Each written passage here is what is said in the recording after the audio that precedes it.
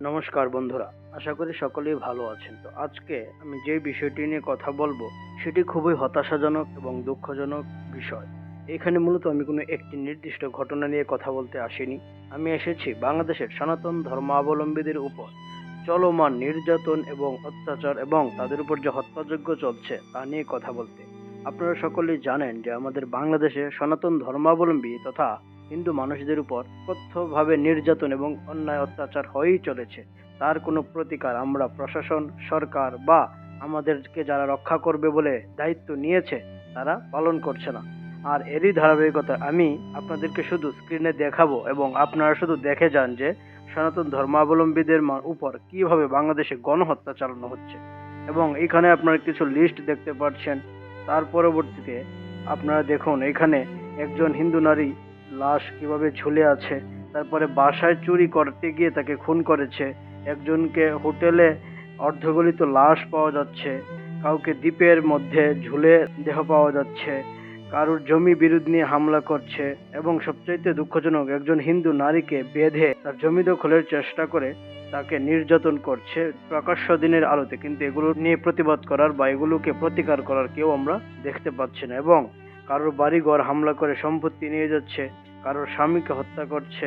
এবং নোয়াখালীতে একজন বৃদ্ধা মহিলার কানের দুল তার কান কেটে নিয়ে গিয়েছে এবং তার বাড়ি থেকে 10,000 টাকাও নিয়ে গিয়েছে। এইভাবে তাছাড়া একজনকে 130 টাকা চুরির দায়ে গরিব হিন্দু ব্যবসায়ীকে পিটিয়ে হত্যা করে ফেলেছে। তারপরে দেখুন একজন মহিলাকে মাত্র 200 টাকার জন্য তাকে খুন করে ফেলেছে।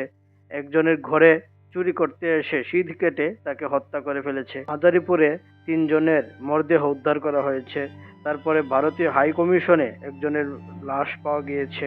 তারপরে বাংলাদেশে বগুড়াতে হিন্দু গৃহবধূকে গলা কেটে হত্যা। এরকম ভাবে আমরা সর্বত্র দেখতে পাচ্ছি। এই যে খবরগুলো আমি বললাম এইগুলো শুধুমাত্র সামাজিক যোগাযোগ মাধ্যমের মাধ্যমে আমরা জানতে পারছি।